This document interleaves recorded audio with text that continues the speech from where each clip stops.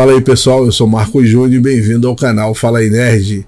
Dia 31 de outubro de 2020, eu idealizei esse projeto de montar esse canal Fala aí Nerd, um canal que falaria sobre filmes, quadrinhos e tudo que é relacionado à cultura pop.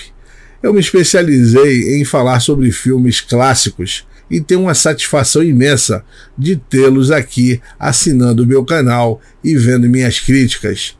Hoje eu vou bater um papo com vocês sobre uma trilogia, uma saga que é uma das melhores já feitas no cinema, a saga da família Corleone, uma trilogia memorável de Francis Ford Coppola.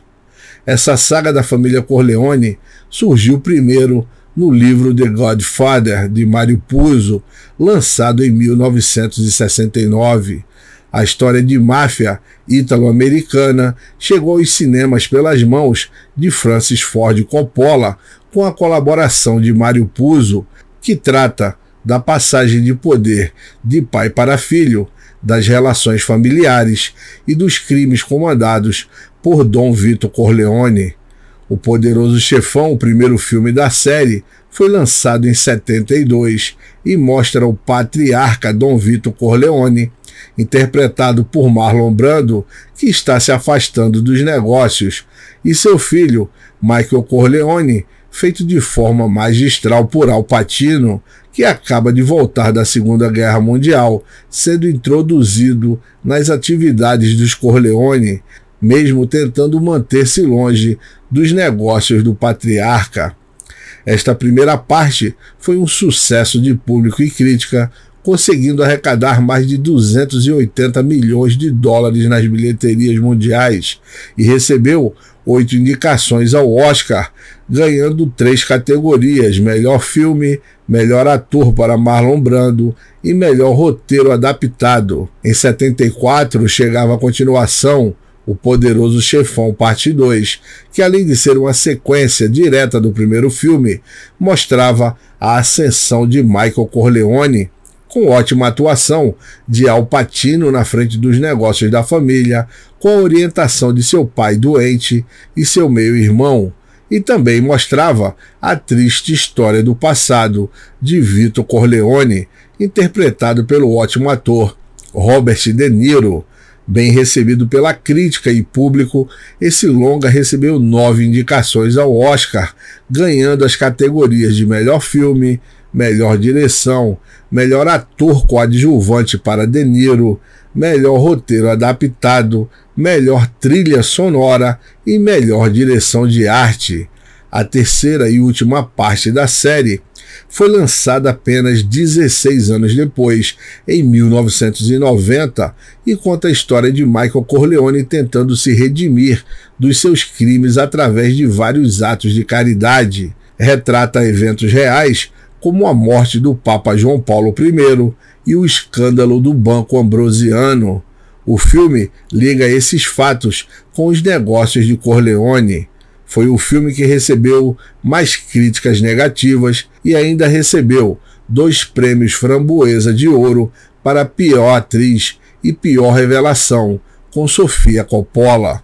No final das contas, a trilogia O Poderoso Chefão é considerada uma das melhores já feitas no cinema, arrecadando mais de 550 milhões em todo o mundo e sendo uma referência para diversas produções. Nossa retrospectiva de hoje vai falar desta, que é considerada uma das melhores sagas de toda a história do cinema, que trata sobre a história dessa família de mafiosos de origem siciliana, nos Estados Unidos, e que conta com célebres personagens, cenas icônicas e frases inesquecíveis. Bem, vamos começar com O Poderoso Chefão, The Godfather, que foi lançado em 1972, dirigido por Francis Ford Coppola, tendo no seu elenco Marlon Brando, Al Pacino, James Caan, Robert Duvall, Diane Keaton e Talia Shire. A história se inicia com o casamento de Connie, que é feita por Talia Shire, a filha de Don Corleone, que é feito pelo ótimo Marlon Brando. Esse patriarca recebe os cumprimentos e promessas de lealdade da família e de clientes. Os outros filhos de Corleone estão presentes. O sangue quente Sonny, que é feito por James Caan, o mais velho, que irá substituí-lo, e Fredo, feito por John Cazale, que não se adequa aos negócios da família. O filho preferido de Corleone é o mais novo, Michael, que é feito aqui por Al Pacino, que voltou como herói da Segunda Guerra Mundial e não tem nenhum envolvimento com a máfia. Porém, devido à incapacidade do pai, Michael se vê forçado a assumir a liderança da família, contrariando o que Corleone queria para o seu futuro. 49 anos depois de seu lançamento, esse excelente filme revolucionário na história do cinema, com mais de 150 minutos de duração, tem uma trama que coloca o filho Michael Corleone em um processo de transformação de um filho que será o pai, herdando a liderança da família mafiosa, além de tratar sobre nuances da sociedade nova-iorquina naquele período histórico e sobre as relações familiares. Depois do atentado que Dom Vito sofre, o caçula Michael, que é o preferido de seu pai, é o único que não se envolveria, nos negócios da família, mas ele termina assumindo essa responsabilidade e ele vai ter que se vingar dos inimigos de seu pai nessa jornada que o tornará líder da família, não antes de enfrentar o martírio do exílio na Sicília, onde vai se esconder dos desafetos.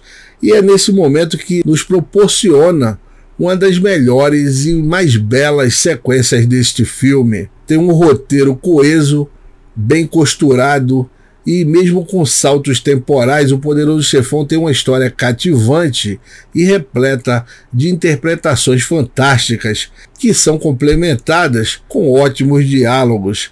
Marlon Brando e Al Pacino, respectivamente como pai e filho, têm aqui uma relação que funciona em sintonia e transformam essas figuras em mitos do cinema, que rendeu o Oscar de melhor ator a Brando e uma indicação de melhor ator coadjuvante a Al Pacino. A sensibilidade de Coppola é consistente nessa história tensa e a conduz de uma forma tão bela que foge do vulgar. Mesmo tratando-se de um filme de gangster, ele consegue redirecionar os sentidos do espectador com elementos sutis e momentos brutais de assassinatos, como em uma cena em que o rolar de laranjas no chão, em pleno tiroteio, compõe uma espécie de pintura em pleno ambiente de violência. A fotografia de Gordon Willis tem uma iluminação que destaca os traços dos rostos dos personagens, fazendo o contraste de claro e escuro, e proporciona um quadro que colabora para compreendermos a dualidade daquelas pessoas mostradas no filme e ressalta o paradoxo de suas personalidades no bem e no mal, auxiliando o diretor que busca mostrar a beleza em meio ao medo que permeia a história. Para encerrar o comentário desta primeira produção com chave de ouro, temos uma trilha sonora contendo a icônica música tema de Nino Rota, que faz o público saber que a presença do mafioso Don Corleone é ambígua, um personagem que é ao mesmo tempo amoroso pai de família e um fora da lei, chantageador e amedrontador. Logo após veio O Poderoso Chefão Parte 2, que chegou na tela grande em 74. Produzido com um orçamento de 13 milhões de dólares, conseguiu arrecadar 193 milhões. Foi vencedor do Oscar nas categorias de melhor filme, ator coadjuvante para Robert De Niro, direção, melhor roteiro adaptado, melhor direção de arte e melhor trilha sonora original. Para mim é o melhor dos três filmes. No seu final de mais de 200 minutos, temos uma sensação de ter visto uma obra de arte. Ficamos de boca aberta no final desse filme que reverbera depois de ter acabado, fazendo a gente refletir bastante sobre a história que nós acabamos de ver. Essa história começa alguns anos depois do ponto em que a primeira parte termina. Michael, novamente feito por Al Pacino, é aqui um Dom temido e respeitado que tenta seguir os passos de seu pai e fazer com que os negócios da família saiam da clandestinidade. Em paralelo, temos a história de origem de seu pai, o jovem Vito Andolini, que seria mais tarde conhecido como Dom Vito Corleone, feito por Robert De Niro, que fugiu para a América após ver sua família ser morta pela máfia de sua cidade na Sicília. Já adulto em Little Italy, Vito luta para ganhar a vida de todas as formas possíveis, inicialmente de forma legal, trabalhando como vendedor numa loja de frutas e verduras, mas após perder o emprego, ele começa a agir na ilegalidade, buscando desesperadamente manter sua esposa e filhos. Assim, ele mata Black Hand Fanucci, que é interpretado por Gastone Moschin, que exigia dos comerciantes locais uma parte de seus ganhos. Com a morte de Fanucci, a fama e o poder de Vito crescem no local, mas sua família é o que mais importa para ele. Esse legado de família vai então aos enormes negócios que nos anos 50 são controlados pelo seu filho caçula Michael Corleone, novamente interpretado por Al Pacino, que aqui tenta expandir seus negócios na área de lazer em cassinos de Las Vegas e Havana, mas descobre que aliados como Hyman Roth, feito por Lee Strasberg, estão tentando matá-lo. No acrescente de paranoia, Michael também descobre que sua ambição está acabando com seu casamento com Kay, que é feita por Diane Keaton, e que foi traído por seu irmão Fredo, feito por John Cazale. Michael terá de lidar com todos os seus inimigos neste filme, com um vai e vem no tempo, que traça um paralelo temporal da realidade de Michael e as origens de seu pai, a ascensão dos dois personagens e suas escolhas nesse caminho. Enquanto Vito Corleone tem uma jornada movida pelo amor à família e faz seu negócio crescer com demonstrações de poder, Michael usa a força e intimidação constante para manter o controle dos negócios, para preservar o nome da família e a memória do seu pai, além da segurança de sua mulher e filhos. Nesse paralelo, vemos Michael cometer vários erros que seu pai evitou ao ser movido por uma obstinação cega do dever para com o passado, em vez de construir um futuro sólido.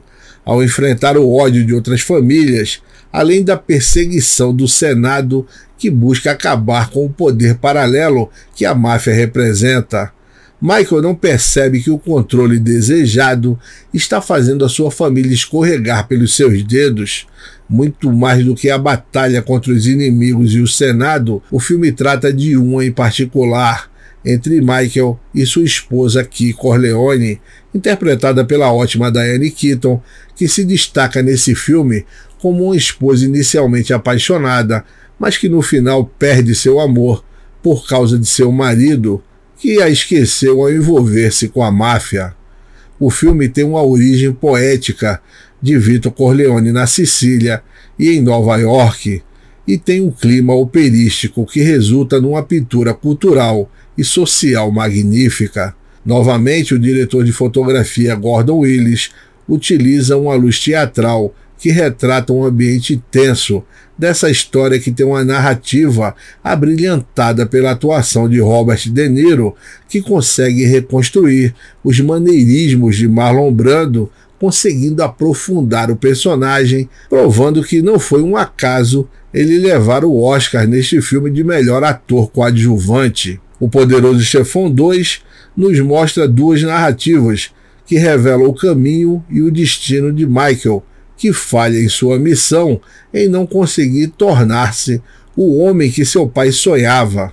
Por causa de suas escolhas, ele é conduzido para um caminho de culpa e solidão, bem diferente de seu pai Vito, que é mostrado em uma bela cena na sala de jantar, com a família à sua espera.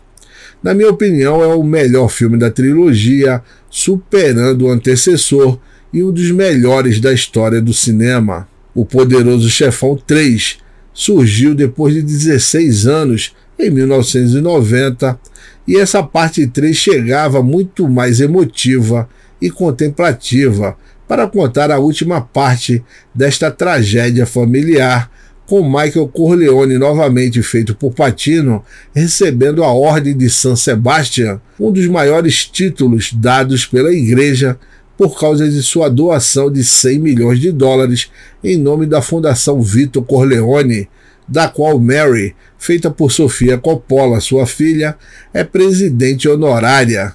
Velho e divorciado, Michael está em busca da redenção pelo sangue em suas mãos e tenta, com esses atos de caridade, tornar aceitável o nome da família Corleone.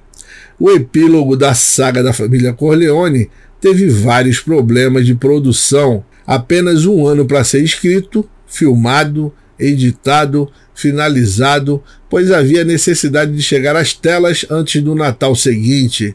Não teve a presença também de Robert Duvall no papel do braço direito Tom Hagen, por não chegar a um acordo financeiro para retornar ao papel, e a solução foi considerar o personagem já morto no início da história. O Vaticano também recusou-se em abrir suas portas para que as filmagens pudessem ocorrer dentro do Estado papal, prejudicando a construção de uma ambientação mais austera e poderosa. Winona Ryder, que viveria Mary, a filha do protagonista, nas vésperas do início das filmagens, desistiu, alegando compromisso com outro trabalho, e foi atuar em Os Fantasmas Se Divertem, de 1988, de Tim Burton, abandonando o set. E assim, a pior solução possível para substituí-la às pressas foi Sofia Coppola, filha do diretor, e o resultado foram as Framboesas de Ouro como pior atriz coadjuvante e pior revelação daquele ano. No primeiro filme, vemos Michael insistir em seguir na direção oposta da família, até perceber que aquilo era mais forte do que ele. No segundo, o paralelismo entre o pai e filho mostra em seu final a danação de Michael por causa do poder absoluto. E agora vemos um Michael obstinado em limpar seu nome e organizar a casa, com a ajuda providencial de seu sobrinho bastardo Vincent Mancini, que é filho ilegítimo de seu irmão Sonny e que tem uma rivalidade com Joe Essaza, feito por Joe Mantegna. Michael quer passar seu bastão, com a certeza de que os Corleone não serão mais desrespeitados e subestimados. Ao mesmo tempo, Connie, feita por Talia Shire, será o último tripé deste triunvirato de terror e vingança. O Poderoso Chefão 3 passou a se chamar O Poderoso Chefão Desfecho, a morte de Michael Corleone, como o diretor sempre sonhou, dando nova vida ao longa-metragem e ajudando a entender melhor o que os dois antecessores significaram. A versão do diretor, com tanto tempo já tendo passado, teve poucas mudanças significativas e uma ordenação de cenas pontuais, como por exemplo a impressionante conclusão nas escadarias da ópera, que segue com o mesmo impacto de antes.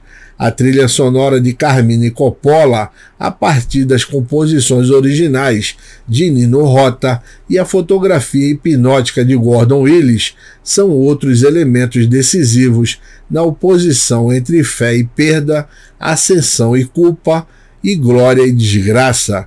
Nesse filme, Michael Corleone é um retrato fiel das pessoas que são vencidas pelas forças ao seu redor. Então é um filme muito satisfatório, que eu gostaria muito de ter falado antes, mas não tive condições, e só agora eu pude fazer um resumão para falar para vocês. Um forte abraço e até a próxima.